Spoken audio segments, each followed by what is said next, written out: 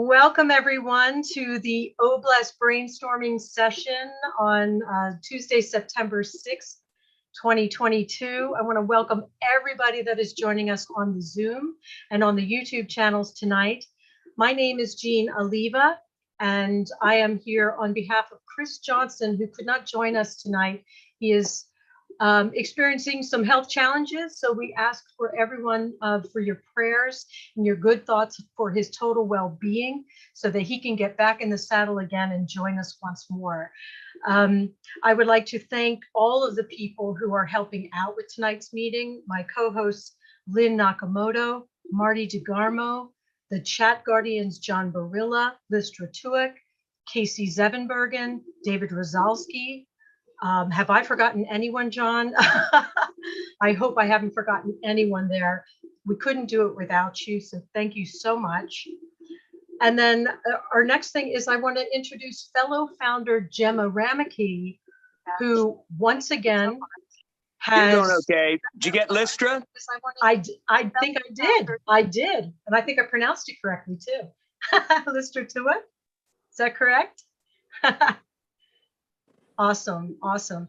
So I want to introduce fellow founder Gemma Ramaki, who has once again found an amazing set of guest speakers for us for this OBLES brainstorming session. Gemma, if you want to unmute your mic and come on and say a few words about who you brought here tonight and the topics maybe they're going to be talking about. Hello, everyone. I can't seem to get my photo on screen at all. I don't know what happened to it. Can you guys see me? I don't see you. I see your name. I tried getting it on, but it just disappeared. I tell you what, do we want to push forward? Yes, I do. That's okay. That would be great. Thank you. I would like to introduce my sister, Donna Maria Gray from Jamaica, and her fellow colleague, Dr. Blair. They both are doctors at the Mandeville Hospital in Jamaica, and I will let them tell you what they do there. There you go, Dr. Gray. Hello, everyone.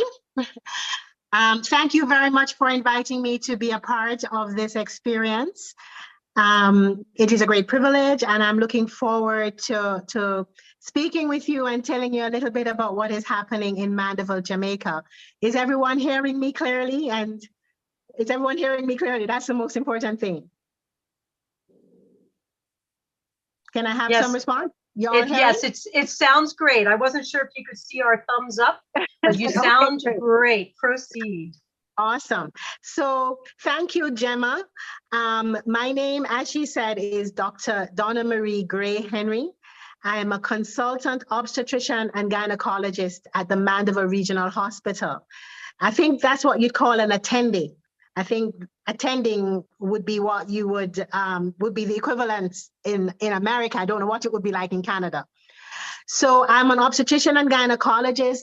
Dr. Orville Blair is also on the platform, but he's really there as a support for me. He's actually the head of the department, but I'm the one that's going to be telling you a little bit about what's been happening at Mandeville Regional Hospital.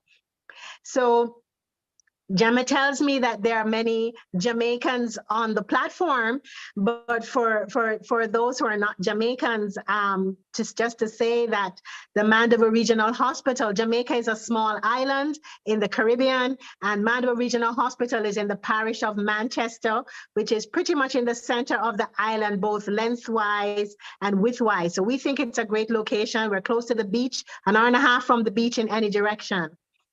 Mandeville Regional Hospital is a very critical hospital because of its location right there in the center of the island.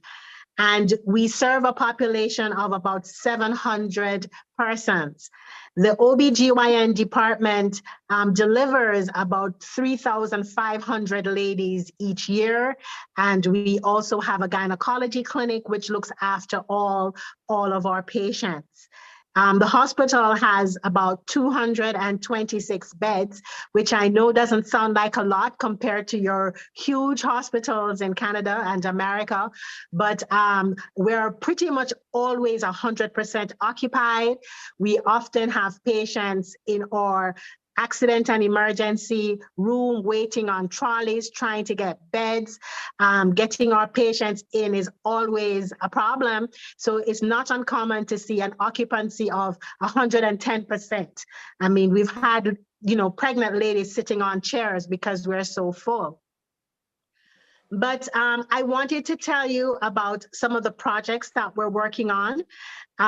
We are always wanting to offer our patients better and better care. Even though we are in a resource-challenged environment, we want to give our patients the very best care that we can. And one of the projects that we have been working on is trying to establish a colposcopy unit. Now, a colposcopy unit is used to detect and treat cervical cancer.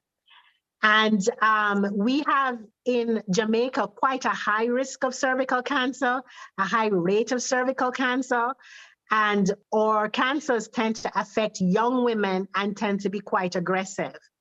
The ideal way to detect cervical cancers is by doing pap smears. And then once you have an abnormal pap smear, the next step should be a colposcopy, which is like a microscope, and then a biopsy. Our problem is that we have the pap smear, but then we don't have the colposcopy and the biopsy. And so that hinders the way in which we can treat our ladies. We have for literally years. Before COVID, we've been trying to establish a colposcopy unit. We've been trying to buy the colposcope. We've been trying to buy the things that are needed, and we just have not managed to be able to do so. We are able to do biopsies, but in order for us to do a biopsy, we have to take the patient to the operating theater and do a cold knife biopsy. A cold knife biopsy is not what you should be doing. It's much more dangerous to the patient. It has much more side effects and much more, more long-term ill for the patient. And also you just can't do as many. So the number of patients that you can look after is much reduced. So our dream is to be able to offer our patients a much better method of assessing early cervical cancers, to pick up the cancers early, treat them early, and to save lives by so doing. Another project that we're working on is that we're always wanting to improve the care on our maternity ward. As I mentioned, we have some 3,500 deliveries a year. We have 30 beds. We have 4 chairs, reclining chairs. And sometimes we have moms that spend the entire night on the chair because we are out of beds. But the need that the project that I wanted to tell you about today speaks to resuscitating babies when they're born on our labor ward. So before I came to speak to you today, I'm an obstetrician and gynecologist, but I had a conversation with my pediatric colleagues because clearly I'm the supply side of the chain when it comes to the pediatrics department. I am producing the babies in my department that end up, some of them in the pediatric, in the NICU, in what we would call the NICU. And I said to them, what would be the thing, what would be the thing that you think would help us to do the best for our babies? And they said to me that we have a really tiny, absolutely postage stamp resuscitation room on our maternity ward. So when our patients are delivered, and by the way, they each have a cubicle, not a room. We have 8 delivery beds that are separated by curtains. You're not in your own room, you have a curtain space. And then we have a tiny room where we resuscitate babies that need to be so resuscitated. So if the baby comes out happy and bouncing, you're good to go. But occasionally, you're going to have a baby that needs to be resuscitated, and that baby goes to our little resuscitation room. The equipment in that room is not up to scratch. We don't have a pediatric vital signs machine, something that can measure the blood pressure and the pulse rate and the oxygen saturation of the newborn babies. And my pediatric colleagues said that that is something that they felt was very important and that we lacked. We also do not have a CPAP, a bubble CPAP machine in that room. And what that is it's a very gentle, I'm going to call it quote unquote ventilator. A ventilator is a much more powerful device, but for little preemies, you actually want to start with the most gentle thing necessary that will work. So a bubble CPAP machine is the first sort of respiratory support that you give for a prem. And we often will have babies that pop out, we weren't expecting them till next month or the month after. So they're little prems, and we have to resuscitate them in that little tiny room before we take them down to the pediatric department. But that little room is not equipped to the degree that would support. So my pediatric colleague tells me that, we are having some success with our little tiny babies, but of course, right now it is really against the odds. So we had a little prem that was only 650 grams that went home, and that was quite miraculous because, normally we're not able to have a good result in such a tiny baby, but we're doing our very best and we want to continue to do better and better. So I think I'll stop there and see if you have any questions or that I can answer. Well, Dr. Gray Henry, that is amazing, and you've really come to the right place. I don't know if Gemma has explained to you what the OBLES platform is going to be like, but it's going to be a completely free platform where you can put all of these projects on the platform, describe what's needed, and then you can have millions of people around the world supporting it. And I do have a couple questions just initially to ask you, if that's okay. Certainly. Yeah, in the projects that you've mentioned, the colposcopy unit, Yes. the bubble CPAP machine, and the vital signs machine, I think those were three specific things that you mentioned needing beyond larger rooms, more beds.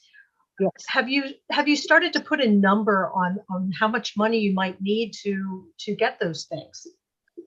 So I have numbers for the colposcopy machine, because we've been working on that, like I said, for many a year. And our most recent estimate that comes from a supplier in Jamaica is 14,000 US.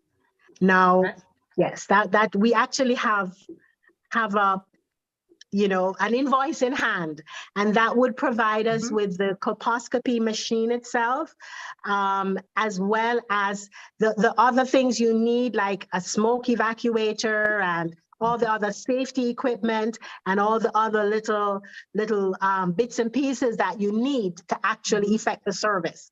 Because one of the challenges we have is that sometimes you have the machine, but then you don't have the various attachments that you need, and so you still can't look after the patient.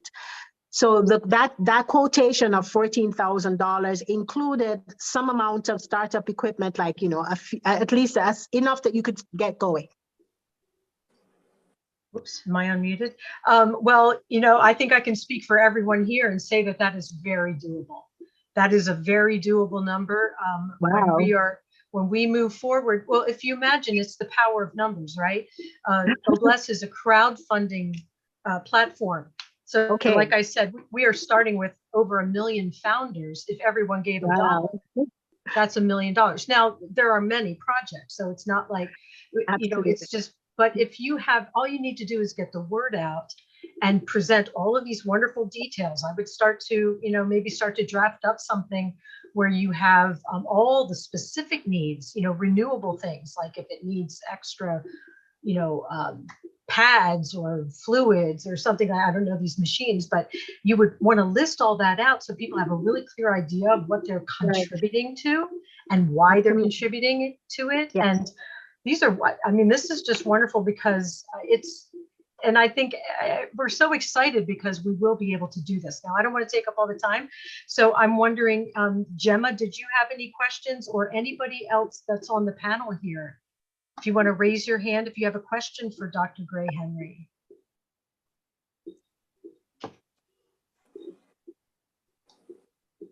Oops. All right. Marie Pendy, what's your question? I've just asked you to unmute. Are you able to unmute, Marie? You just did. Excellent. I was just curious when I heard Dr. Donna Marie Gray Henry. Hi, doctor. Good to see you Hi there. here. I was just curious hearing when you presented the colposcopy, that you were building the colposcopy unit and you quoted a $14,000 estimate. When you say you're building a colposcopy unit, is it like how many stations would you have in your colposcopy unit? Would you be able to, like, say if you had a GYN or OBGYN, like 3 of them came, they wanted to treat 3 patients. Is your unit designed so that procedures are taking place in each of the units, or is it just one unit? So, I was trying to figure out your layout of yes, your unit. thank you so much for that question. Because for us, it would be just so amazing just to have one room for our patients. Because remember, at the moment, we have none. So for us, $14,000 is just one station. It's just one room. Yes, if you had 2, you could treat twice as many patients, and you could be doing different things in different rooms. This is something that has never occurred to us because it has never been feasible.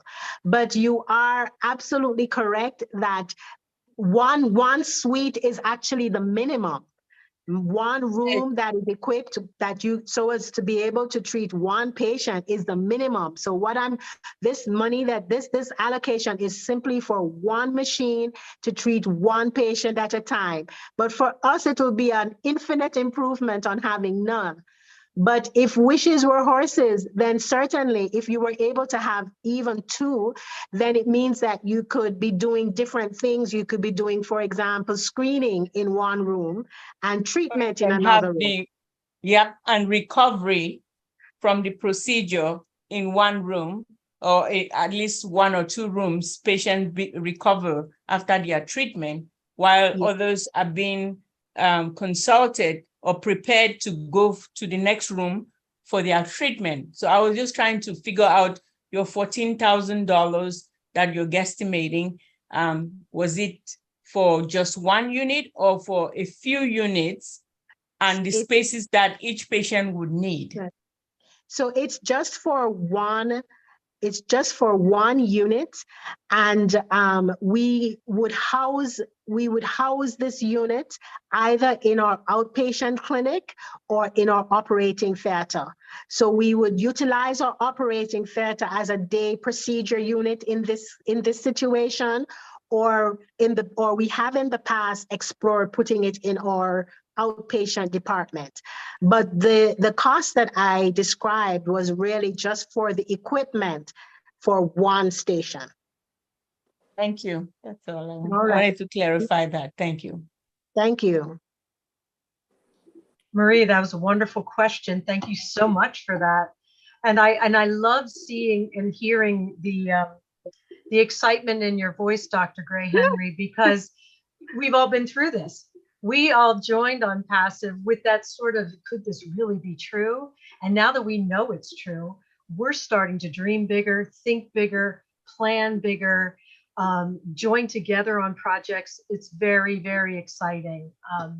Okay, next we have Engineer Mike with a question. Can you unmute yourself, Michael? Yes, good evening, everybody. Thank you, our leaders. Hi there. Thank you, Dr. Donner, for your explanation. The details were very, very touching. So healthcare is that situation in the world that makes people go crazy because, I mean, the costs are very expensive for treatment. And that is something that we should be taking into consideration because we are getting into a new stage in our lives that will be able to have that financial assistance that we can assist so many people. And that is hence the creation of our CEO created a platform, Obless. That is why we are here today talking about how we can brainstorm to help people around the globe. So, Dr. Donner, here you were talking about the some of the procedures, right? The procedures for the how do you call it, evaluation of a patient, okay, for cervical cancer and things like that. You talk about the pap test. Then you went ahead and said there is no enough like materials or whatever to continue the other sections of the test. So which means that to evaluate a patient completely, it is we don't go to the end of it, which means maybe we end it halfway because shortage of materials. That is very risky, right? Is that It's risky? not. It's suboptimal. It is not ideal. It's not ideal. It's not what we want, and that is why we have been trying to improve the situation for, oh my goodness, I don't think at least 10 years we have been trying to establish a colposcopy unit. We have a room, but there's nothing in the room. So we know that what we're doing is not ideal. We have been trying to use what we have. So we have been trying to circumvent and to use what we have. We do have a main operating theater and we can do biopsies, but we can't do what is ideal. We can't do, I mean, some of our patients are young women and you should really not be doing a knife cone. A knife cone means you cut out a piece of the lady's cervix. There is a part, it's possible that she will have issues later on with scarring, with loss of pregnancies. There are complications that she can have. So we are aware that the treatment we're giving is not ideal for this patient, but it has so far been the best that we could do. But we long for the day that we can do better. Okay, Dr. Donner. So which means it's something we're still working on, but because of the lack of financial assistance and finances, it cannot be completed like we started, like you said, 10 years ago, right? Correct. Okay. So are you people associated to Onpassive in any way? Do you have like an account in Onpassive? Do we have an account in where? In Onpassive with our company. You have one? Not yet, no. Okay, No. so Dr. Donner, I will give your hospital a founding account, okay? Okay. So you will give your details to Jane Oliver Okay. or to Gemma. Gemma Yeah. have my contacts. They will contact me and I'll give you people an account to your hospital. Thank you. Thank you. Thanks, Mike. Dr. Gray, Henry, Yes. that's quite a beautiful gift. We know the value of the founder account. It's essentially benefiting from the automatic business tools. It's a lot I can't explain it all now, but it's essentially allowing you to, over time, have residual income to Wow. assist your projects, along with some other wonderful things. So it is quite a gift. Thank you so Thank much, you very Engineer much. Mike. Thank I'm you. excited. I'm excited that you're going to be a founder, because you are exactly the type of person that that positive attitude of, I don't have everything I need, but I'm going to make do with what I have, and I'm going to make it the best for my patients. And that creativity and that determined and positive attitude is exactly the type of people that we want on this grand movement that we're on. So Thank you very much. All right, Bruce Gerstein, come on down. Hello, and hello, Dr. Donna Marie. Hello. It's very nice to hear you. I've been to Mandeville. And Oh, Mandeville awesome. was the first place, my first experience there was the first time I had green banana porridge. Oh, Yes. yes. The man, what is porridge? I've never heard porridge. And he said, you man, porridge. No, I don't know. He goes, oh, cereal, man, cereal. Oh, okay. But it was delicious. But I love Jamaica. Awesome. Awesome. It's a beautiful country. It is still a third world country. No matter how you say it, Jamaica is third world. So when you were speaking, all I could think was that there is much more to the story than just the one machine. There's many needs that you have in this hospital. It sounds like you need a lot of funding for the hospital to really be efficient. And what Engineer Mike has told you, he wants to give you a position which will help you get the funds, to help raise funds to make it into a very, very effective hospital that can help many people in Jamaica. And This is awesome. I think I'm struggling to really just appreciate it. It seems so amazing and incredible. Well, you will understand the blessings that you have just by being here. Thank you so much. You can always say that there are no mistakes in God's kingdom. So there's no mistake that you're here today to hear about something that could really be an answer to a situation that seems almost, almost impossible to fix. But it's not, because with us, our CEO, Ashma Farah, says, think bigger, dream bigger.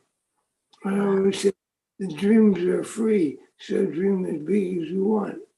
Oh, bless That's amazing. I always say that too, that dreams are free. They are. So now you have a blessing put upon you. And so when you accept this gift, you're going to find that the whole world opens up to everything that your heart wants to do in terms of helping people there. And I bless you, and I think you're a very powerful woman. You're very clear on your desire to help. And I really commend you on all that you're trying to do. Thank you so much. Thank you so much. Thank you so much. I'm excited. I'm excited to see what can happen. I'm excited for you. We're all excited for you. And Gemma will be able to explain more. I'm not sure how you met Gemma, or but she can also, I can explain absolutely, and Gemma can share with you what's involved in that. So it's clear. Okay, Dr. Benny Tinglet, come on down with your question. Hi there. Thank you. Thank you, Sister Jenny. I want to welcome each and everyone.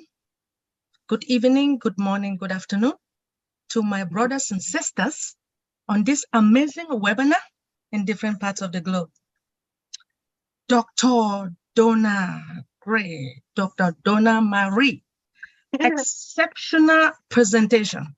I noticed that, about your hospital. You know about your patients. You know what is really happening. Because of Onpassive, everything will be okay. I believe so. Yes. It is your determination, right? You're determined to do everything to help your patients, to Yes. help each and everyone. Because we all know that health is very important. Everything is important. But if you cannot take care of yourself, it's not good at all. I noticed you stated a lot of things. You presented a lot of stuff. I was so amazed, or should I say, I felt sorry about what is really happening, especially when patient comes in and some of them are just sitting and there's no space. Yes. So Yes. it is, Now, if I may ask, what is the potential to upgrade the facility, the surface, the staffs, and the rest? So the gentleman before says that dream big, and I am a dreamer, and we are dreamers. We do have, one of the things that we are blessed with is that the hospital is on a large campus.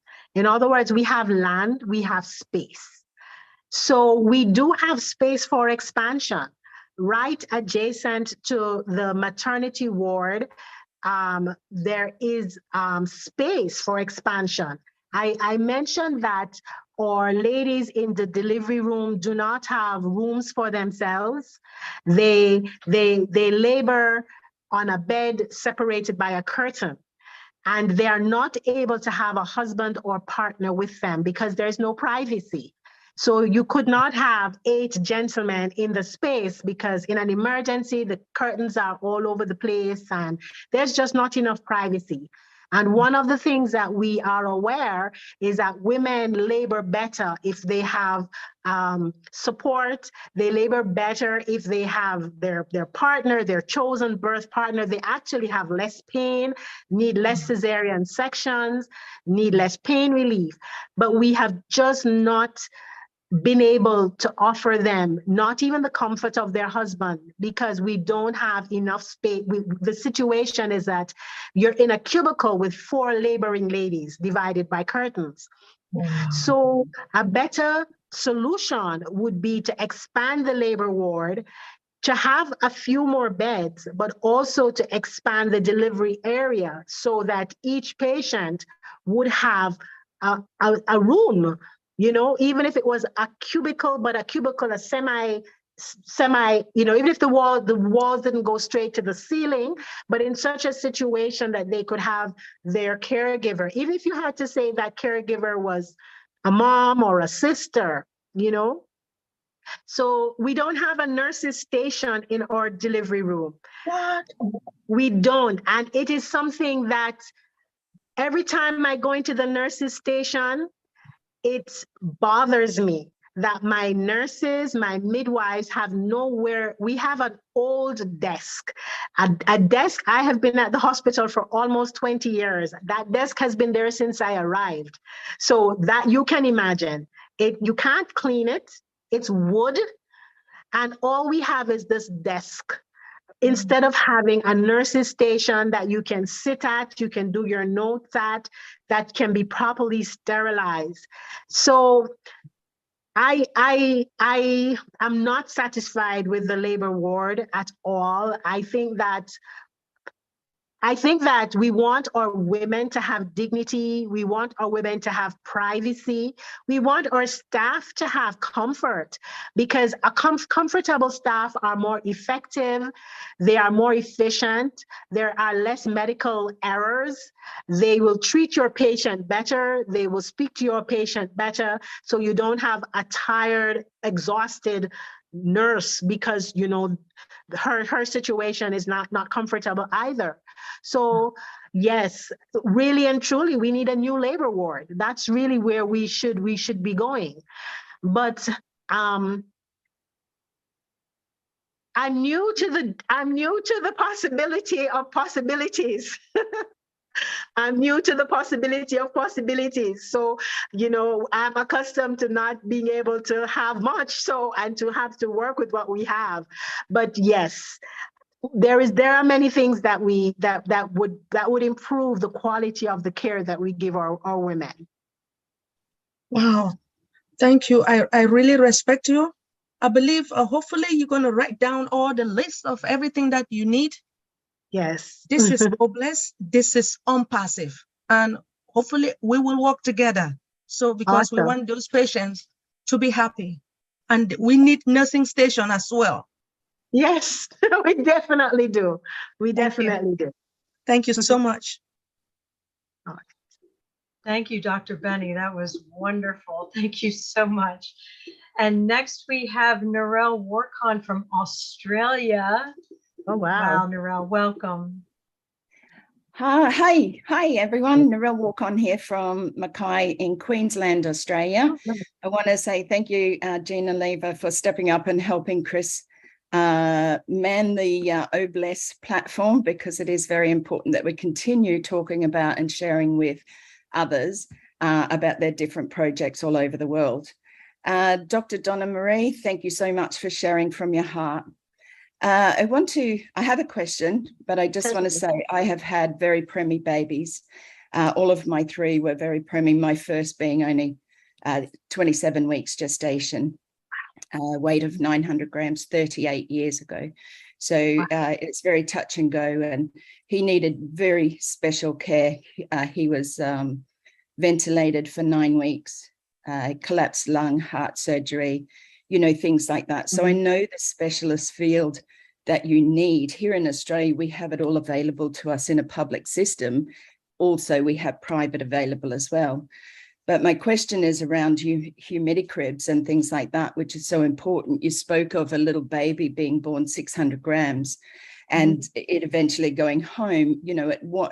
At what stage was it agreed that the baby was big enough? Over here, the babies can be 5 pounds or have to be 5 pounds before they're able to go home.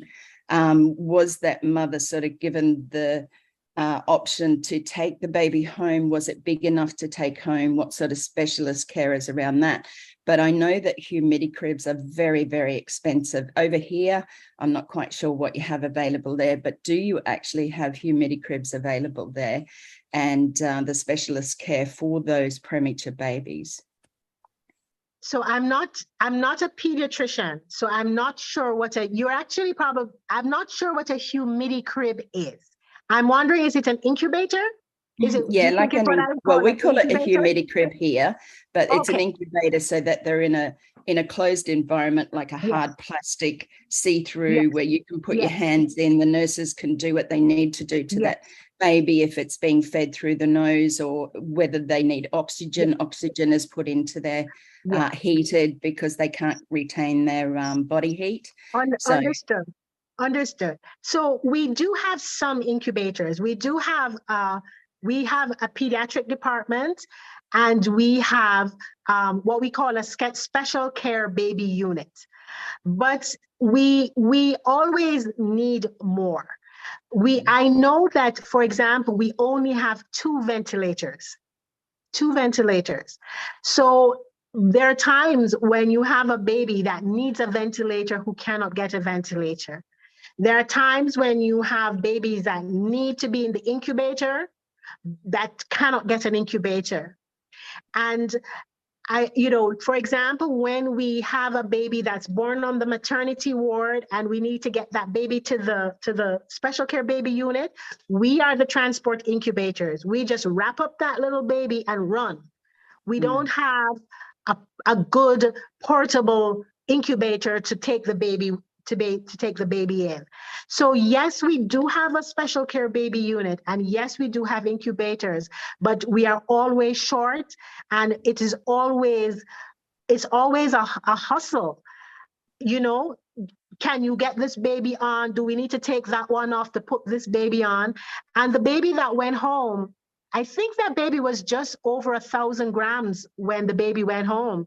I think that baby was still pretty small. Yeah, I think very that baby small. was still pretty Very small. small. And again, you know, obviously the emotional side, you know, like it's quite traumatic to actually have a baby way earlier than full term, you know. Yes. So I know 38 years ago, I didn't get a lot of you know, like counseling or anything like that. It may have been available. I'm not saying it wasn't, but it wasn't offered to me as such. And I know that I helped many because my son was in hospital for 4 months before I got to bring him home. But, you know, that side of things as well is we're talking about the cervical cancer. It's very traumatic. Having a premature baby is very traumatic. Having a baby full stop is a little bit traumatic. But, you know, having those extra special care is really important, but it's the follow-up or it's the counseling around that trauma so that they don't go on. So do you also have, you know, those readily available counselors? I'm asking this, I know I'm very naive into what you have there in your country, but yes, it's just questions around because I know the situation of the trauma involved with those things. So do you have, you know, professional counselors or anything like that to help these ladies? So thank you for the question, because it's a very pertinent question. We don't have enough. We tend to rely on our pediatricians and our nurses. We are always short of nurses. Our nurses are revered, and we have our nurses leave is the short answer. I mean, our nurses go to the States, they go to Canada, they go all over the world. They're very prized, they're very well remunerated, much more so than we can remunerate them. So a constant distress is that we never have the quota of nurses that we're supposed to have. If you're supposed to have 6, you have 5 or 4 or 3 or 2 people call in. There people are doing double shifts. So even although we train lots of nurses, they leave at a really alarming rate. And we rely on these very same nurses. So for example, if I have a patient who I anticipate to deliver prematurely or has a malformation, a prenatal issue that I know will translate to a neonatal issue, I'll call the pediatric department and I say, please come and have a talk with this mommy. And if they can come, they will come. But if they're short-staffed, and if they're under pressure, and if they're busy with 30 babies and not enough staff, they will often say, Doc, I'm sorry, we can't come. You guys gonna have to just talk to that mommy. You know? So we certainly don't have, to the best of my knowledge, counselors whose sole job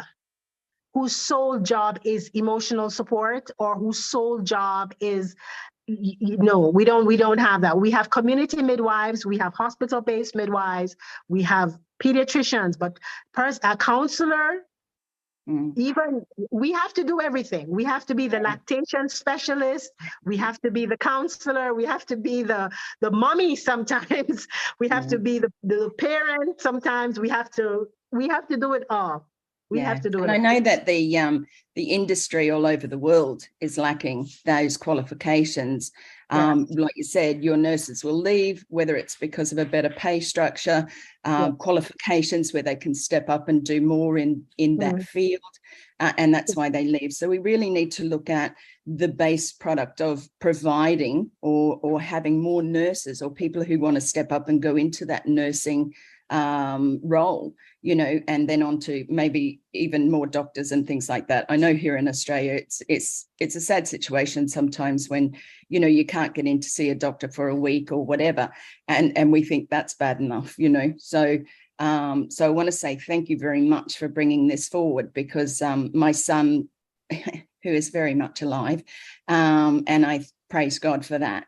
However, he needed a lot of specialist care, so he had always wanted to donate a humidity crib or incubator, as you said, to here in Australia, but over here they're about $1 million. But I think we need to look further afield, and I ask everyone to open their minds about this, because I think it's important that we look at what is available to us here in Australia, America, Canada, wherever, but also, like in your situation, start there first, because what we have available here is probably never going to be enough, but it's plenty. Okay, where you have basically nothing, or certainly don't have the need, like what you need. What you want and what you need are two entirely different things. But I think it's very important that, in that field, that you have what you need. And again, coming back to Academy and things like that, there's going to be, readily available courses and things like that, where people can perhaps in your country step up to doing and getting a qualification. It may not be the qualification, but enough to be able to stand beside you and help you in those situations, and fill in where they're needed. So I want to thank you very much for sharing with us today. It really is a privilege to have you here. And thanks again for Gemma bringing you on. And thanks again, Janine, for allowing me to speak today. Thank you. Narelle, those are fantastic points.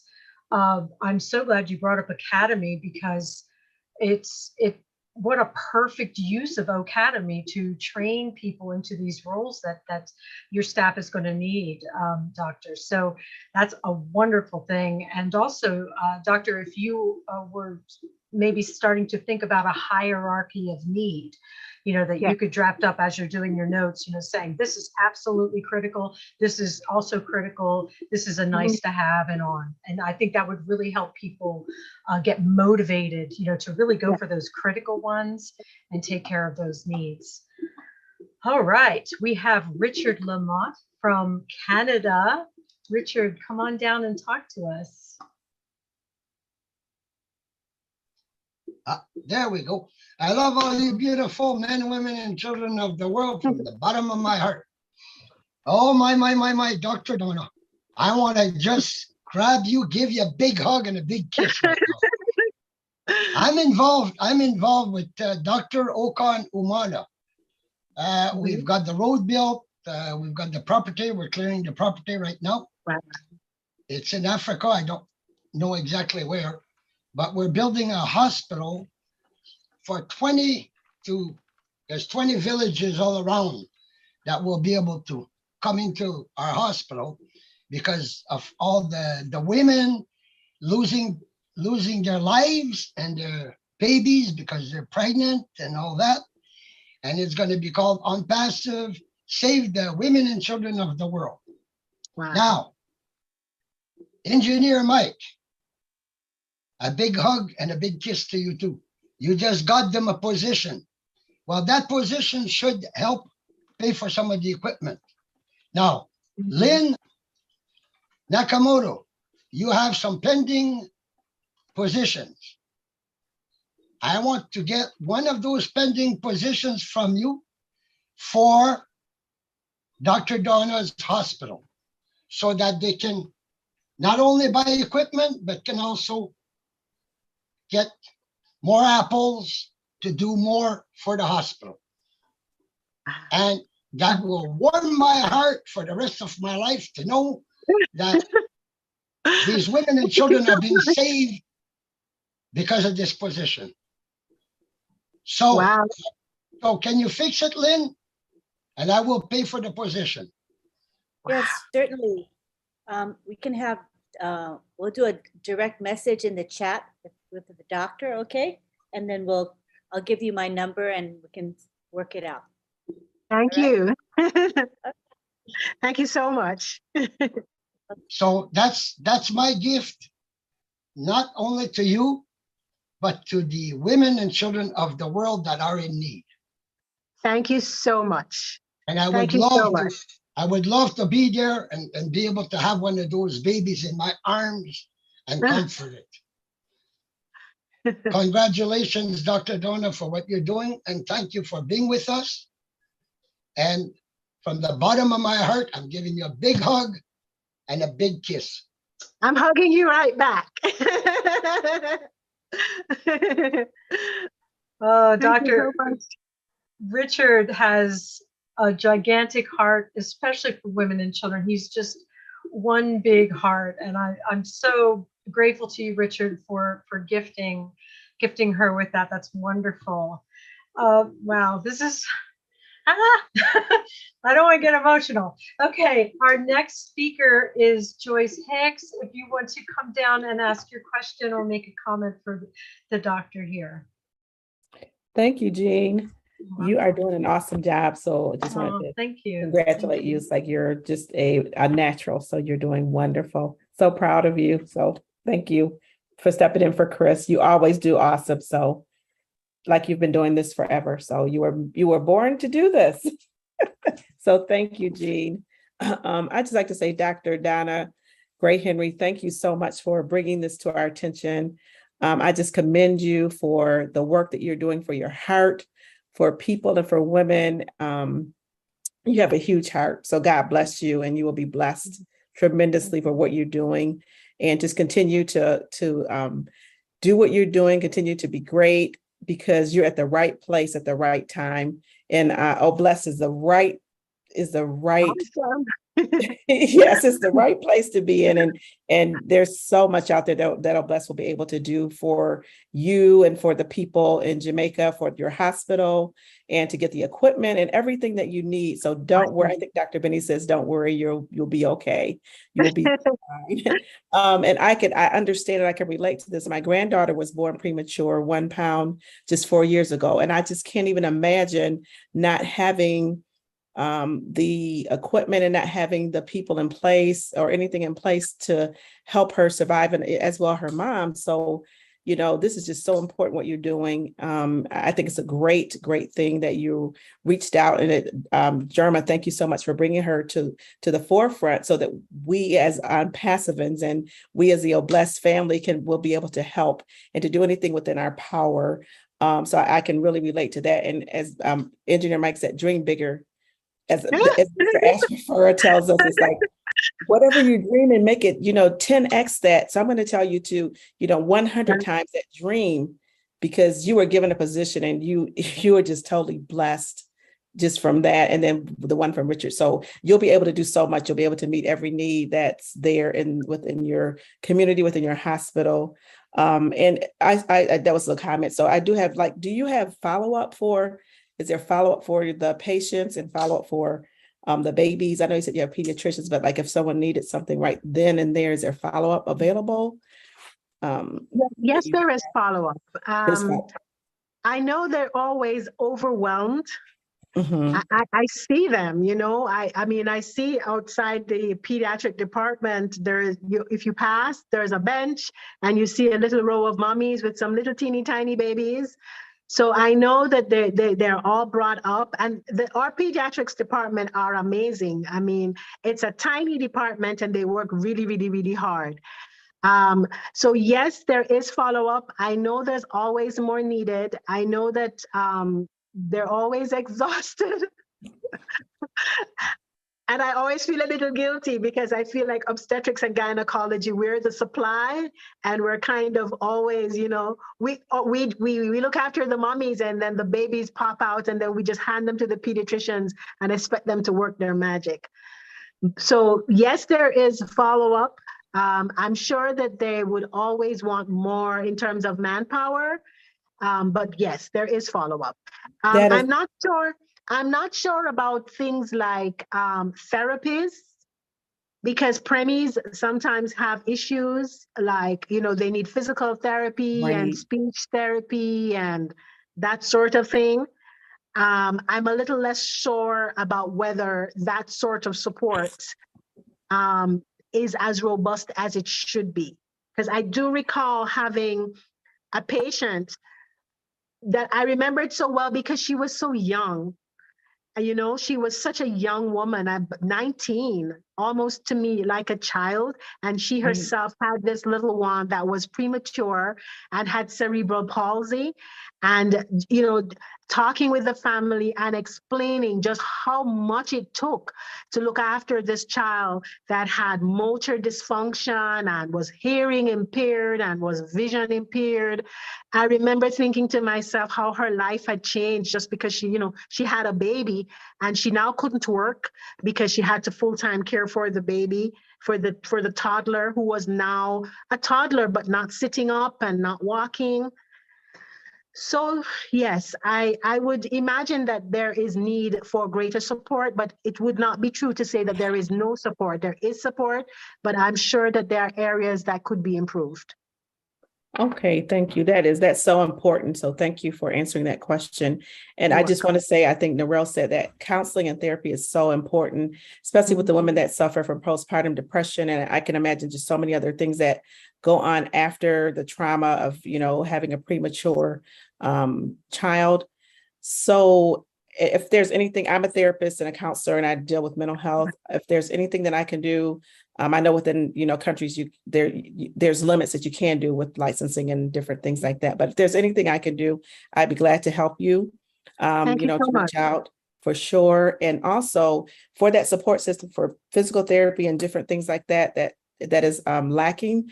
I have a position. I would also like to offer that position for people that's in need of physical therapy, have children with traumas or having different needs, you know, some disabilities. I would love to do that for your hospital and for you guys. So, thank you so much. Really appreciate you. And my heart is just really goes out for you. You are a godsend, a special person that is blessed to do this. So thank you again so much, Dr. Donna. Thank you so much. Thank you, Joyce. And Doctor, we recognize in you that you are the real deal. And when people see someone who is genuinely giving of themselves, they want to give. They want to give to help. They want to help that. So you're seeing examples of that here. Thank you so much, Joyce, for that wonderful gift. Dr. Benny, would you, since you've spoken once already, would you mind if we go with Nadu first? All right, Nadu, am I saying your name correctly? I hope so. Yes, you did, Shan. We always play around that. Thank you very much to give me this opportunity to talk to our dearest Dr. Gray Henry. I just love your attitude, your positive energy will take you far than you think. Because you don't even know what is Onpassive, what Engineer Mike gave you, but you took it and you are holding like it's an egg in your hand. I want to tell you, he gave you a golden egg. Oh, golden I believe it. Yeah. And then the way you accept it, it makes other people give you more. If not, our brother for Canada will not come in. Our sister Joyce will not come in. Sister Benny will not come. So keep that and show what you show us, and you will reinvent the top and be at the extreme top the way you want to do it. Thank you so much. You're welcome. I want to come to the cancer part. In the US, we have some of the difficulties too. And there's some companies, instead to have big machines, are doing the small one, like color guards. They will send you a kit to your house. Yes. You use it, you send it without going through all those protocols, and you have the results. Do you ever think about having something like that? to detect cancer. Because cancer is something, they will check your breast, they will check this part, but it's still in, unless it's over your blood, and then we will find it at once. So what is the other way that you are expecting beside a big machine? That's my question. Thank you very much. Excellent question. Excellent point, because cancer prevention is multifaceted.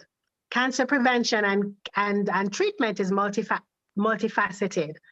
So in Jamaica, we have education campaigns because we know that we have a high risk of cervical cancer. So in Jamaica, we teach our patients that they should have a pap smear done every year. I was trained in the UK, and in the UK, a pap smear is done every 3 years. And in some countries, depending on the screening test, even every 5 years, depending on, other factors. But in Jamaica, we ask our ladies to have a pap smear every year. And the reason we do this is because we know that the risk of cervical cancer is high. We know that ladies sometimes may forget.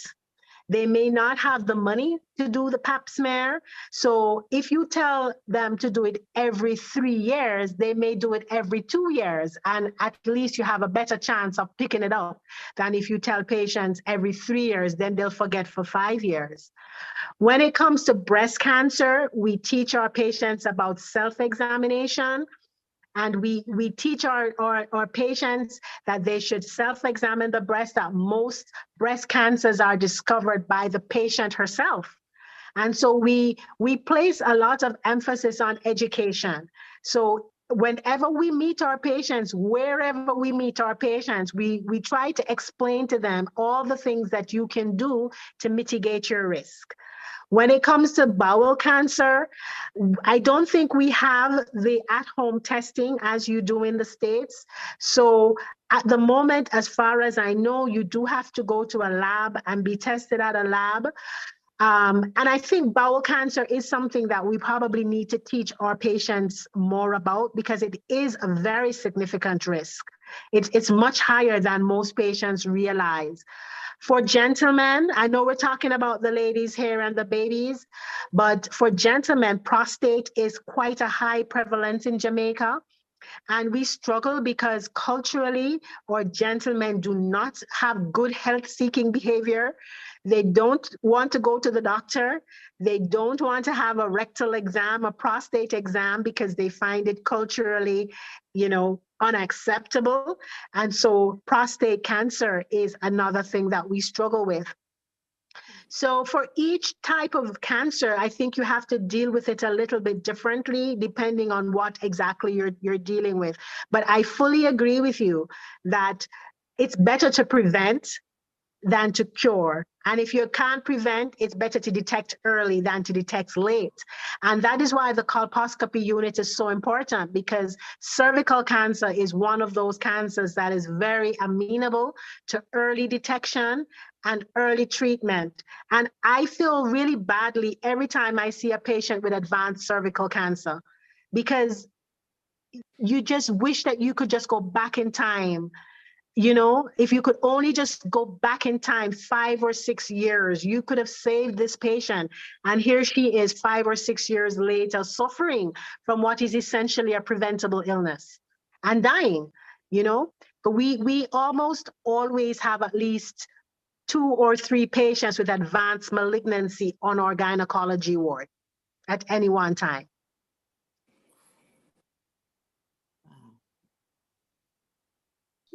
Anyway, thanks a lot. Thanks for everything that you are doing. Thank you very much. Thank you, Nadu. Next, You're I'd like to welcome. call.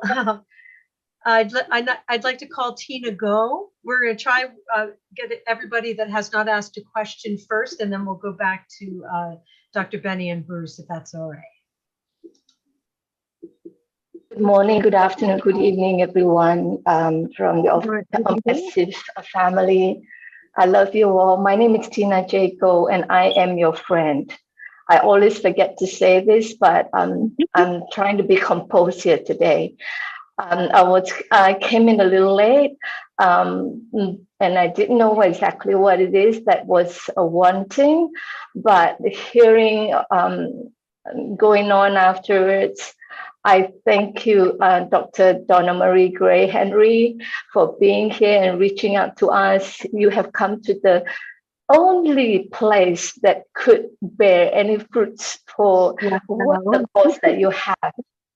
I love you, and I must say, I'm coming out here after all the people that with the greatest gigantic heart, like Jean was saying, that I can't say much more, but I wish to confirm what Narelle has said earlier with regards to emotional therapy. I'm a life coach, I'm certified life coach, but I always tell my people that I'm a life learner. And because of all the experiences that we have in life, I started out with a young marriage, hopeful of being a mother of many children because I come from a nine sibling families.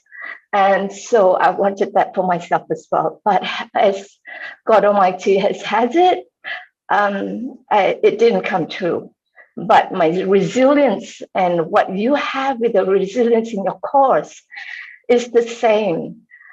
I'm blessed with 2 beautiful adult children right now, but I had 6 failed pregnancies and with stillborns and with so that emotional therapy for a mother who's having a child and being sick or cancer stricken, and it's so important, and especially so if she has lost a baby at birth.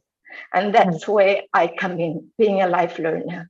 And I hope to help in any way that I can, be there in Jamaica with you, with the moms who needs that kind of help. I'll be here. And also at the same time, I wish to thank Gemma Remeke. Thank you for bringing her on here. And I too have been buying pending founders to give to people, and I would love that Lynn, you give me another one, please, to give to Dr. Donna Marie. Thank you so much. That's all. I can't say much, but I know that I'm here. God has sent me here to listen to your cause and to reach out my little hands to you. Amen. Thank you so much. Thank you so much. I love you all. Thank you. Oh, Tina.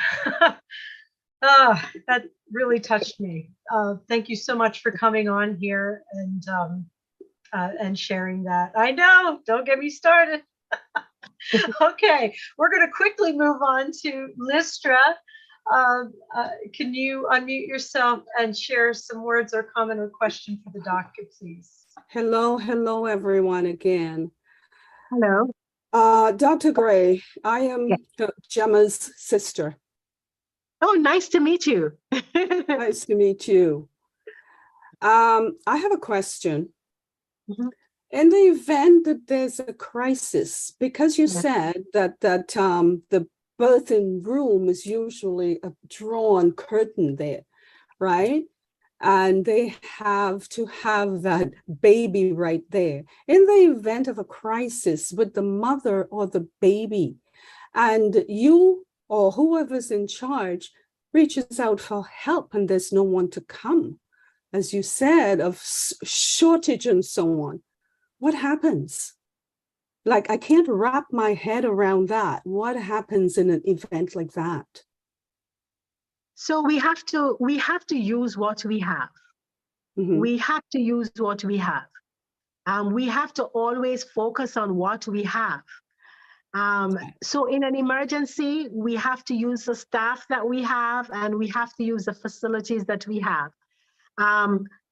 honestly, privacy is it's a luxury sometimes we cannot afford. So it is true that if we have a mom that is needing to be rushed to a cesarean section or is having a hemorrhage, we have to just open those curtains up so that we can look after her, which is why we're not able to have her husband or her mom or someone with her, because at any time we may need to just sort of look after that mom. And the staff that we have, they just all have to work. Even if it's a question that we're severely understaffed. I mean, we've had days where we're supposed to have 6 or 7 midwives and we only have 4 or we only have 3. We can't focus on that. We can't say in a crisis we should have more. That's not the time.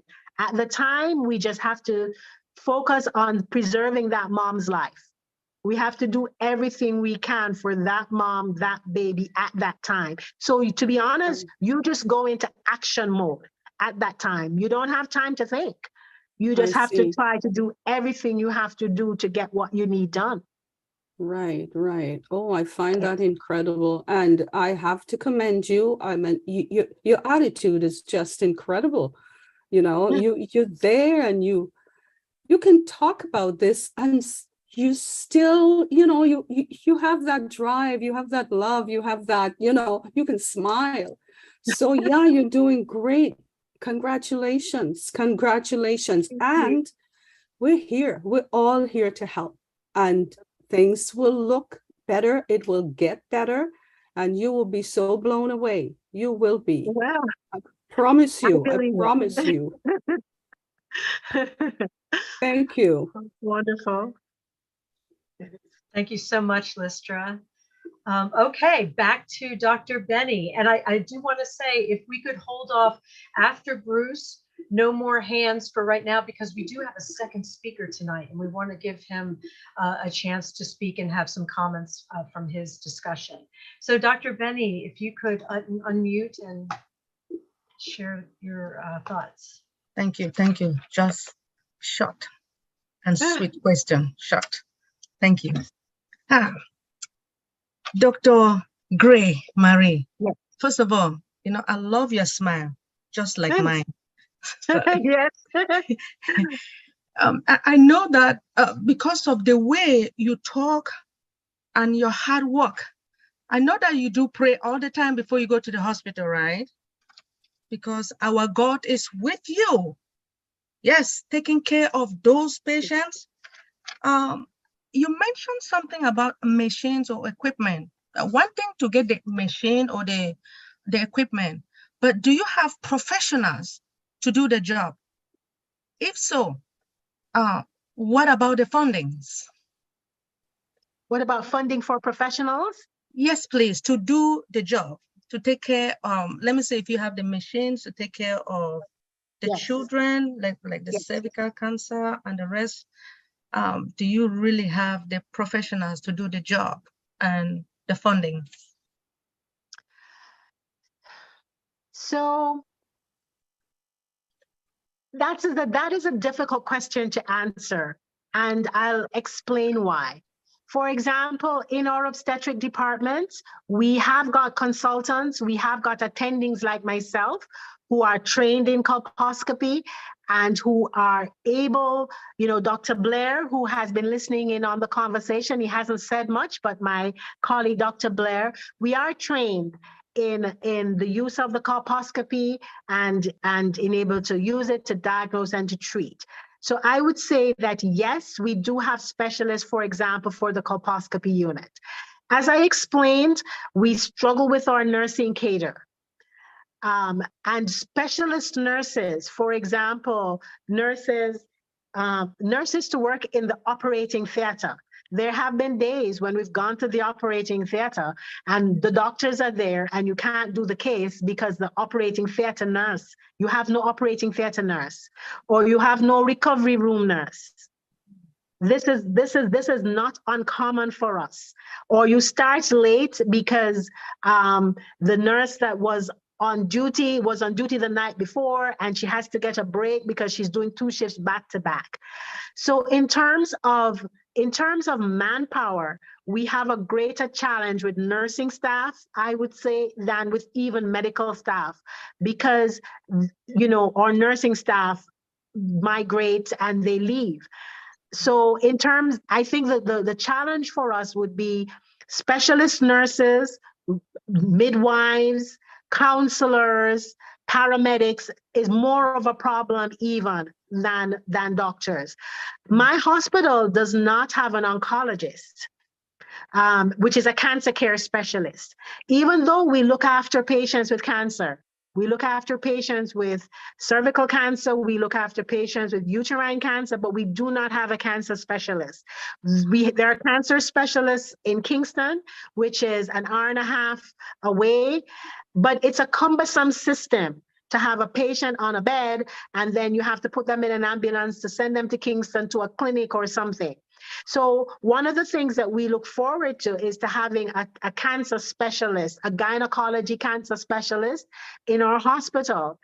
I'm not quite sure how the training mechanisms for that would go, but this is one of the things that we think would improve the quality of care, if we had such a person. There's certain operations, certain surgeries that really need to be done, not just by a general gynecologist like myself, but a gynecology oncologist, who for them, all they do is cancer care. And we look forward to perhaps having that one day at Mandeville. By the grace of God, you will have it. Absolutely. Amen. Thank you so much for coming. We really appreciate you. Thank you. Thank you. Thank you, Dr. Benny. And now, Bruce, would you share your words with us before we switch to our next speaker?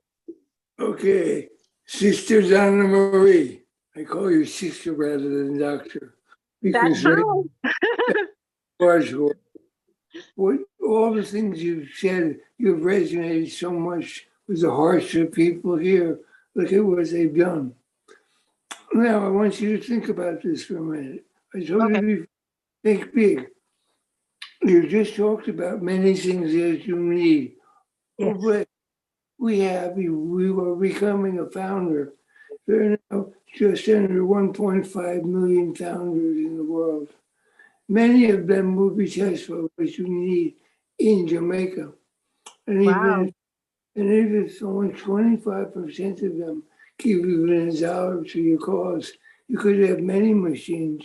You could hire the best staff that you need.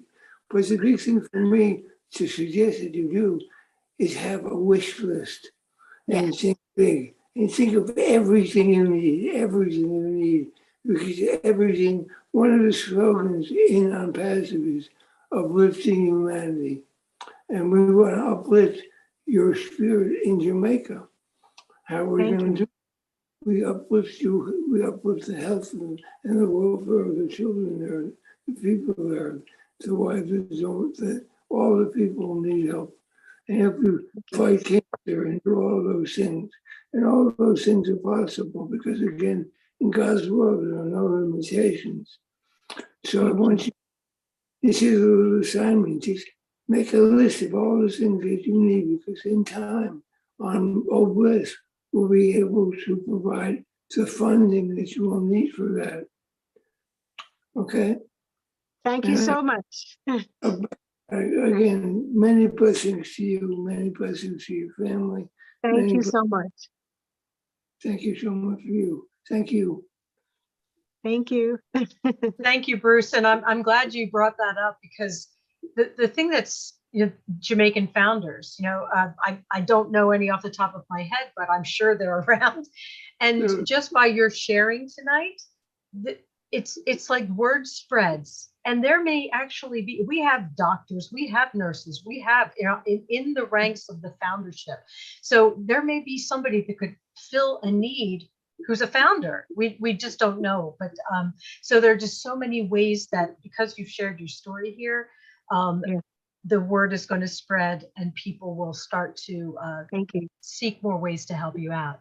All right, I would love to have our other guest, Dr. Orville Blair, if he wanted to raise his hand and share a few words with us in tandem with Dr. Gray Henry. or on his own. I'm not sure exactly what he was going to share specifically, or just to add on to what you've already said. Dr. Blair, are you here? I see that you're here, but I'm not sure if you're here. So he is here, but I think he wanted me to do the speaking on his behalf. Dr. Blair is the head of department in obstetrics and gynecology at Mandeville Regional Hospital. So I know he would have listened with fascination and excitement, like myself, to everything that was said. I want to thank you all so much for the invitation. It was lovely to come and to tell you about our hospital and about our patients and about our babies and about our ladies. And thank you for being as excited as we are about offering them better care, because yes, it is our passion. It is our passion to ensure that everyone that we come in contact with get what they deserve, which is the best care that we can offer. And we're very excited to have your partnership in that endeavor. Thank you so much, Gemma, for giving me this opportunity and for linking us up like this. It's extremely exciting, and I can't wait to see what's going to happen and to be able to update you all and to tell you, you know, what we have been able to create together. May I say something, Jeannie? Absolutely. We have a half an hour left in our regularly scheduled meeting, so we could have more people raise their hands and have comments. But absolutely, Gemma, please, I would love to know more about how you met the doctor. Well, to be honest, she is related to my husband. And I met her wonderful. Yeah, and I met in Jamaica years ago, and we don't keep in touch as much as we should. But the last time, 2019, I had a little too many lollipops, and I fell down the stairs. I sprained my ankle and had to come home with a boot. So Donna provided the boot for me and the wheelchair and everything for me to get on the airplane to get back home. Listra, you did not know this information, but there you go. So I just want to thank Donna for accepting my invitation. And I didn't know much about the hospital, and all you people that offered her positions. I will get in touch with Chris and talk to Chris about it. And before I send all our information to you guys, including Mike and Dr. Benny and I think was Joyce and Richard. So I would talk to Chris about it, and I would talk to Lynn and Julie and get all the information you guys need to get done in these positions. Okay. Thanks again, Donna. Love you. Thank you. Yeah, thank you, Gemma. Wow. I mean, By you the are way, really batting 1,000 with your guest speakers. She's a really good cook too. Every time I go to Jamaica, I get a meal from her. She's a fantastic cook. Well, then you'll have to get together with fellow founder Red Redfern, who is a chef. You can talk food. He would love that. He would love that. Thanks, Liz. Well, I tell you what, now that, okay, so now we have a little bit more time. If we'd like to discuss more, if people have more comments about some ideas they have for the doctor or anything on this kind of a topic, you can go ahead and raise your hands. And if Dr. Blair decides he wants to share anything, he can absolutely raise his hand also. Come on, Dr. Blair, I'd like to meet you. Yes, this is about the safest, most loving environment you'll ever find. So, okay, Tina, do you have some more to say to us? Yeah, I just want to say that having someone there just to hold the hand of a person, of a mom who have lost a child or with a pre-med child and wondering how she's going to live life thereon, is so important. I didn't have that for myself, and I knew that this is something that I must do. So I'll be there in Jamaica before you know it, but I got to retire first. Okay, we'll see you then. You look very young. I don't think you're retiring anytime soon. Oh, you're muted. You're muted, Tina. Oh, hold on. Wait. Okay, now. Yeah, I'm good now. I'm good now. Yeah. Well, I just celebrated my 64th birthday last week, actually. No way. Amazing. So, Well, happy birthday. thank you.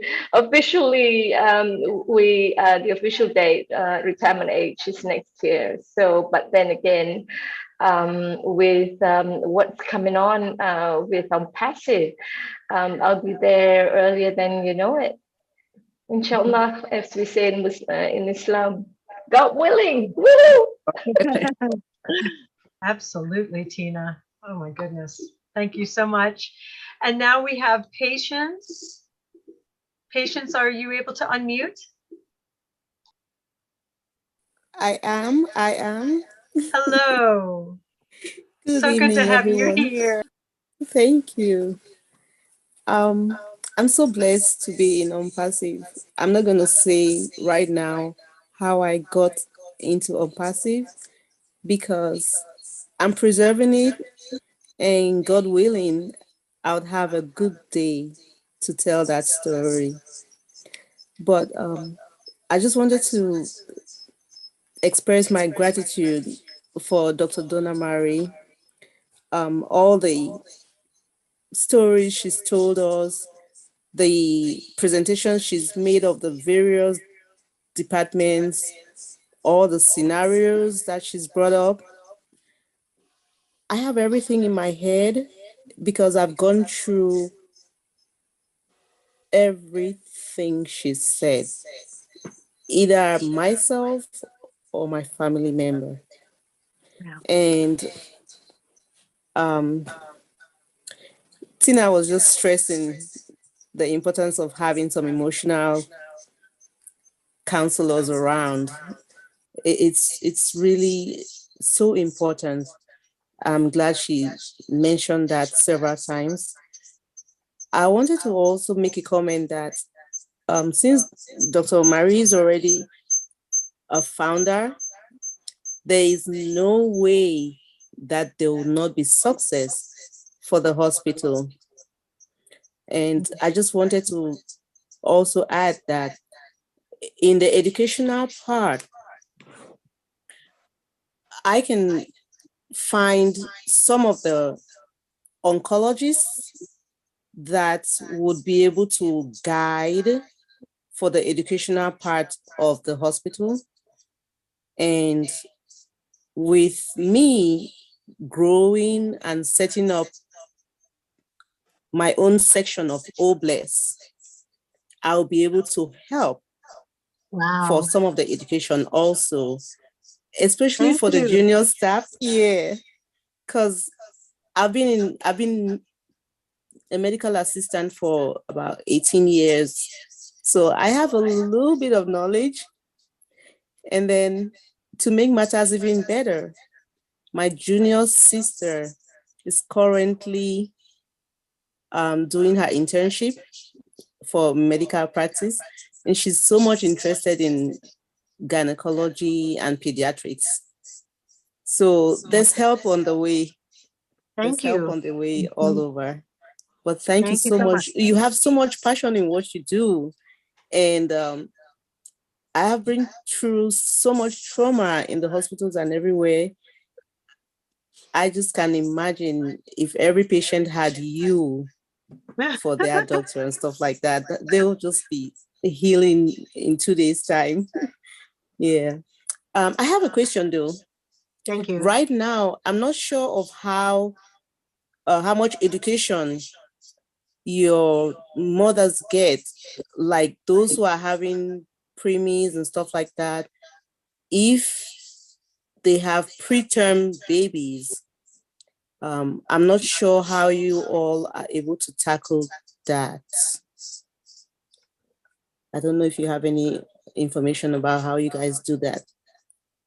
So all our mommies go to, most of our mommies come through our antenatal clinic, which is a public clinic. And at the public clinic, we talk a lot about things like breastfeeding. We are a baby-friendly hospital, a certified baby-friendly hospital. So we're big about breastfeeding, and we recognize that most mommies will decide on how they will feed their babies from the antenatal period. So if the first time you're talking about breastfeeding is when the mommy comes to the ward, you're too late. She's already made up her mind already.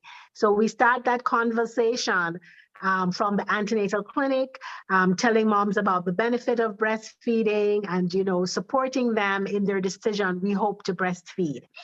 And so that there's a lot of education around that. In terms of moms who have babies who are born prematurely, as I think I was explaining earlier, we would identify those moms if we could, because some preterm babies turn up completely unexpected. You know, the pregnancy is going along and all of a sudden you're in labor and out comes the baby with no warning at all, in which case you really don't have a chance to prepare mom. But wherever we can predict it, we do try. I think it could be more robust, but we do try. The pediatric team are really fantastic. They're small. They're small. It's a tiny group, but they really do try. They try to, you know, talk to the moms, talk to the parents, and give as much support as they can. But it is not as much as we wish it was. In terms of cancer care, again, the support is not as much as we wish it was, because I think the fact that the doctors and nurses who are involved in the clinical care are the same persons who are trying to give the support, instead of having counselors and a support team whose responsibility is support. Oftentimes we get self-absorbed, we get absorbed in just trying to, you know, keep the mommy alive, keep the baby alive. And once you've done that, move on to the next patient, the next emergency. And we can't always be there to sort of hold the hand and support. So I do think that the support systems are not as robust as we wish they were. You know, if you do have a loss, my colleague who was explaining about her, the fact that she had experienced stillbirth, a stillbirth is an extremely painful thing to go through. And we do have a chaplain in the hospital, and we do have a social worker, but one social worker for the entire hospital and one chaplain for the entire hospital. So you can see that the ratios are probably not as good as they could be. Mhm.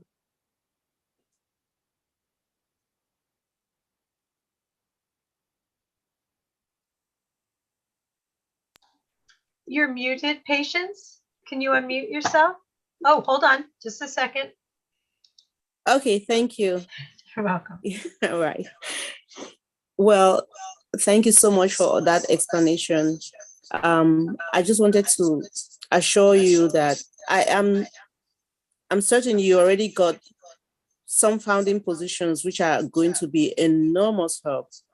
But when it comes down to the hands-on, when time comes, I'll also be there to help with all staff. I have got good experience, several years of experience also in human resources. So I'll be there to give a hand. Thank you so much. Thank you so much, because you need to get more staff, of course, and the resources will be there. So it's nothing to talk about anymore. Yeah, Thank you, Patience. You're welcome. Thank you. May I say something again? Absolutely. Thank you. Donna Marie does not know anything about Onpassive, really, besides I asked her to come on this. So I've got to explain to her how it works. Okay, so after I do that, I will get the information that you guys need from her. It wouldn't be fair to give you guys the information and she doesn't know anything at all. I mean, I know all of you can explain to her, but I prefer to do it myself if you guys don't mind. No, Thank you. Absolutely, yes. Anybody who has offered to gift the doctor tonight, please connect directly with Gemma. before taking any action. So she can do as she just explained. So thank you so much. Thank for that. you. All right. Do we have any more raised hands? Any more comments for our guest speakers tonight?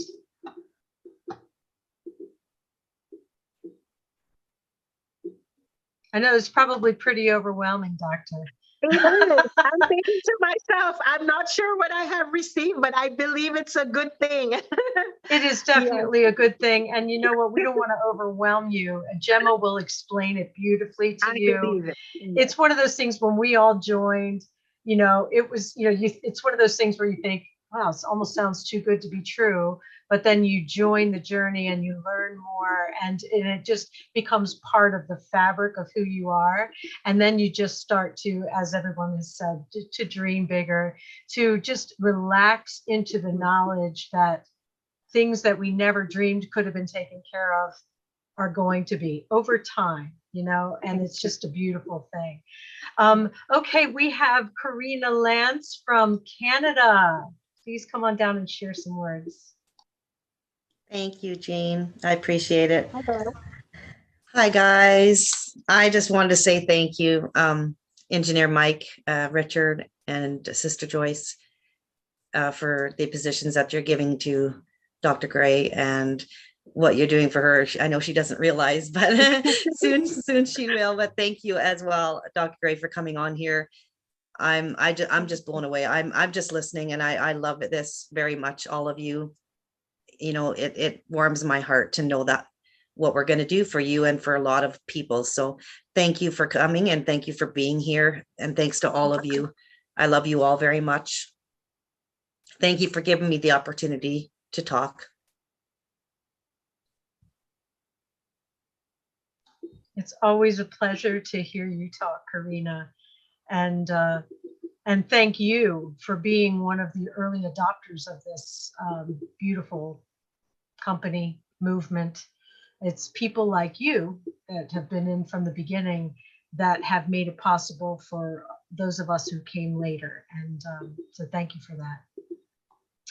All right, next we have Jake Fish. I know you're going to have something amazing to say.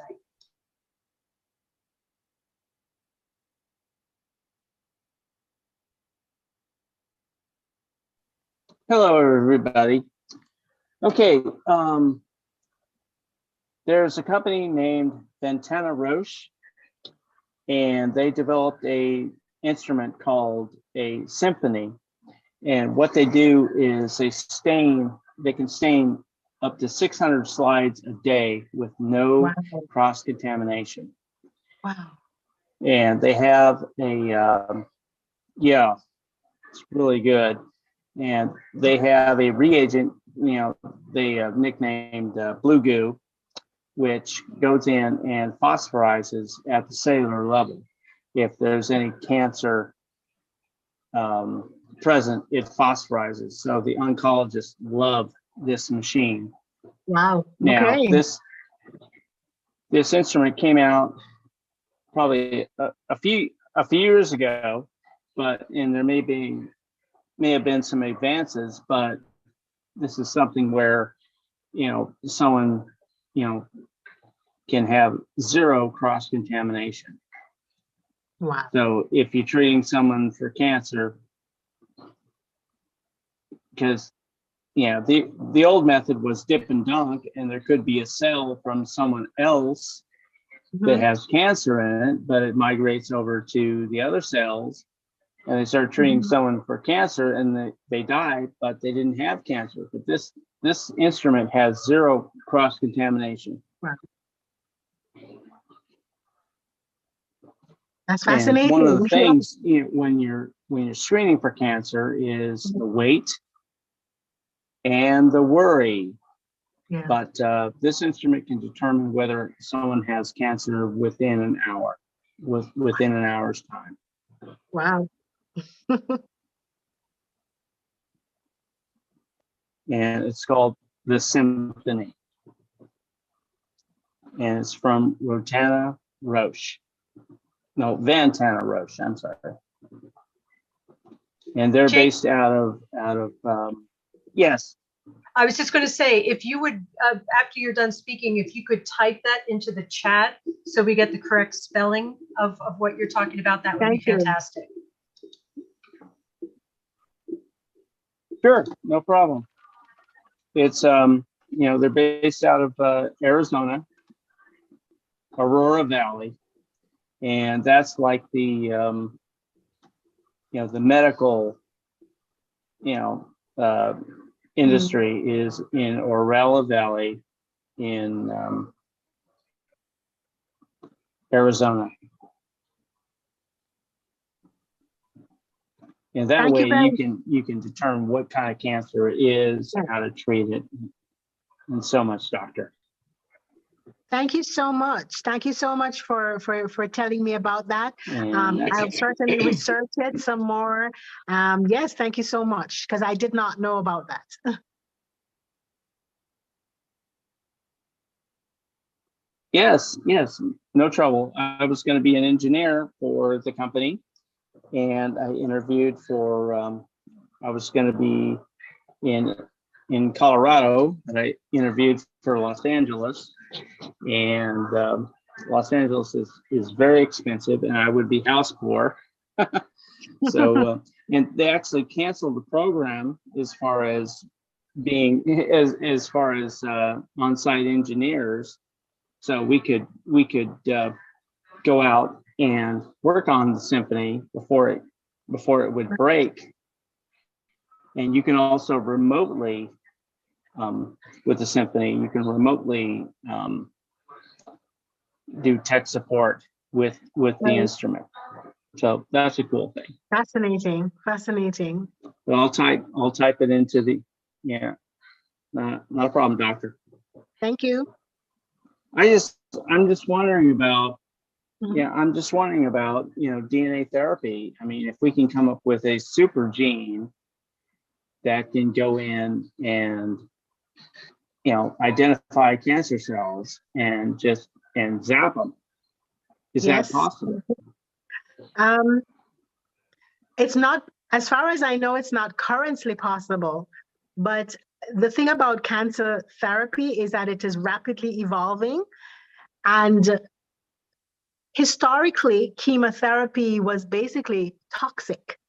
What you would do was give the patient a toxin that would kill the cancer cells, but would cause terrible anemia, the white cell counts it would hit the bone marrow, the hairs falls off, the lashes fall off, the nails fall off. You're literally giving this patient poison to try to save their lives. But it's absolutely fascinating to watch the evolution of oncology and more specific surgical strikes that are able to tag cancer cells and go after particular cells. So I think it's just a fascinating time to watch for the evolution of cancer care. Unfortunately, a lot of the newer cancer drugs are extremely expensive and therefore prohibitive. But I always look forward to the fact that even if they're very expensive now, perhaps in 5 or 10 years, they'll be less expensive. So I'm sure we all dream that eventually cancer will not be as scary as it is now, that more and more options for safe chemotherapy will evolve. And there are some, there are some already that have totally transformed cancer care.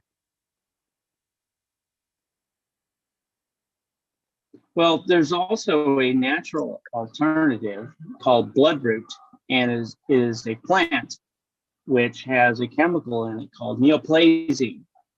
And neoplazine, what it does is it seeks out cancer and it surrounds it and does an artificial fever of over 400 degrees, and it zaps the cancer.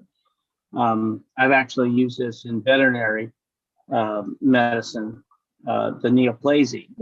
And it works, and it's a plant called bloodroot. Wow! And the problem is the FDA, can't make money off of something that's grown naturally.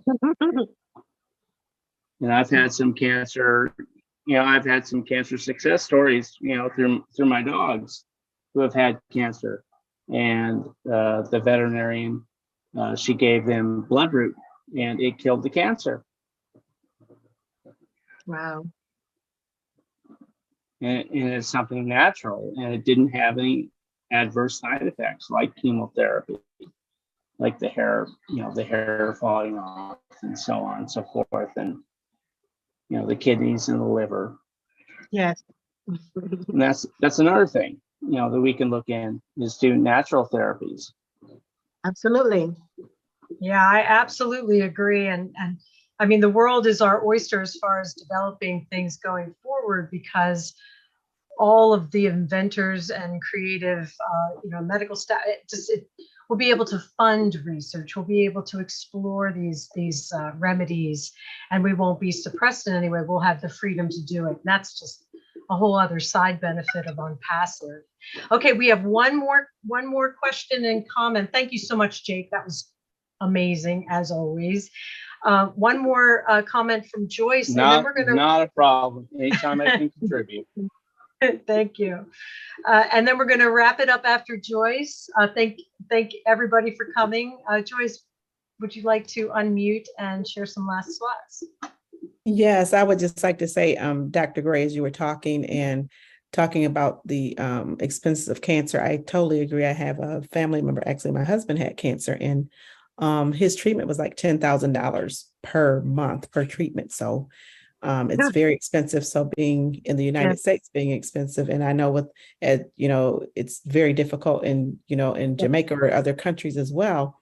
And as Jeannie was saying, like with all the research going forward, and Jake was saying, there are things that are being developed, and you were saying that it's moving so rapidly, but with Onpassive and Oblast, we'll be able to do that, like to help to do all this research and hopefully one day alleviate cancer and find a cure for it. And I know a lot of the things that's out there, doctors can't, the insurance companies can't make money. So of course, they don't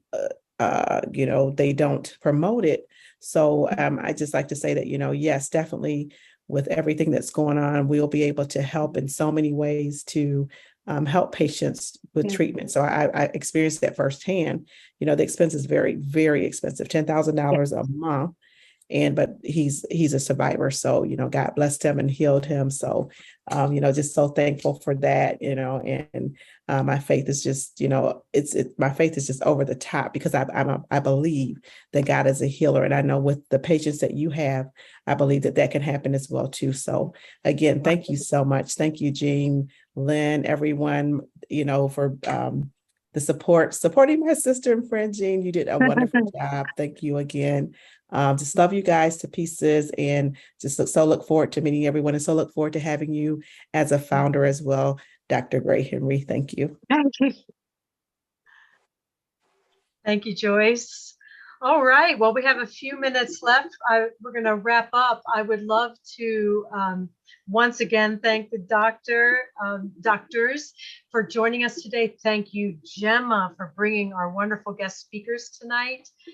Thank you to all the co-hosts, Lynn Nakamoto, Marty DeGarmo, John Barilla, Bruce Gerstein, Lister Tuak, Casey Zevenbergen. Have I forgotten anyone? I hope I haven't. Thank you all for making this possible. Thank you to everyone, watching the chats, even that aren't chat guardians, to make sure that everything out on YouTube has been, positive and accurate. And we could not do this without you. I hope everyone got something out of tonight's discussion. It was absolutely amazing. We've just got so many ideas about how we can help this hospital in Jamaica. And Dr. Gray Henry, did you have any final words for us? Yes, certainly. So thank you so much for accommodating me on this amazing platform. It is true that I don't think I fully understand the scope of what it is that you're trying to do and that you're going to accomplish.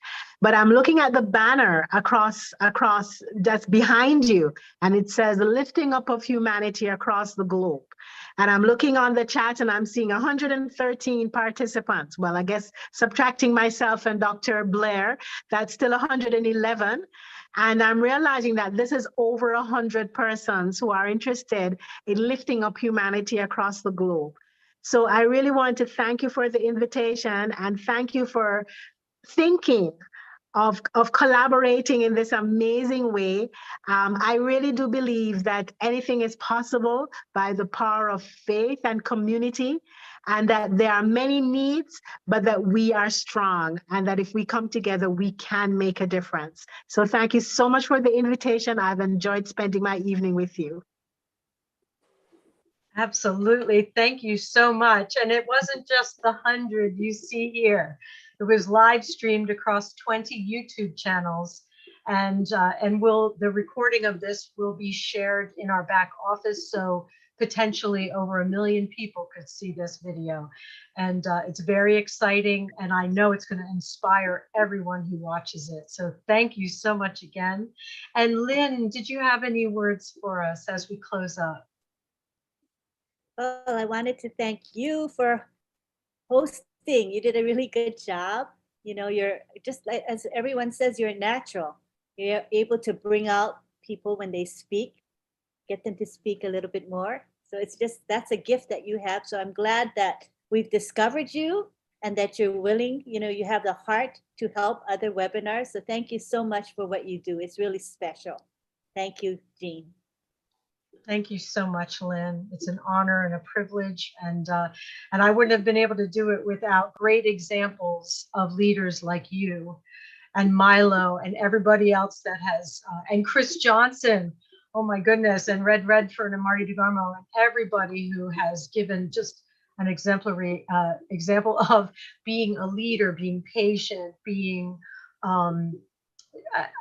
I don't have enough words for the people. I'm blown away by the leaders in this company, and I know you all know what I'm talking about. I'm glad to step up on these occasions, but I really don't have the stamina to do what you do, Lynn. Oh my goodness. Well, I think we can wrap this up. Lynn, how does Chris usually do this at the end? Is it a quick goodbye and a closing up of the recording, or what's the best way to do it? Yeah, he usually goes, he keeps it on the gallery. So I took it to the gallery now and everybody can say bye-bye to one another. Can unmute them? That would be nice. Are you ready? All right. Everyone say aloha to each other. Aloha. Bye, everybody. Thanks so much, everyone. Bye, everyone. Thank you so much, Lynn, Birdie. Great job, Marilla. Kaylee. You're right. Good night, everyone. Yay. Bye, everyone. Love you all. Cheese Joyce. Evansbergen. Thank you so much, Tina. Bye, John. Good job, Thank you Marilla. to Engineer Mike and Bye, everyone. Have a good day. Engineer Next Mike weekend, For those next who are Joyce. sleeping. Tuesday. Bye. Thank you, Bye-bye. everyone, for Thank your you. generosity. Bye, all. Bye, Bye. guys. Thank you, Have a Jean. good night. Bye, doctors. Good Bye, everyone. Bye, Gemma. Bye, Thank you. guys. Gemma. Mumunyama for bringing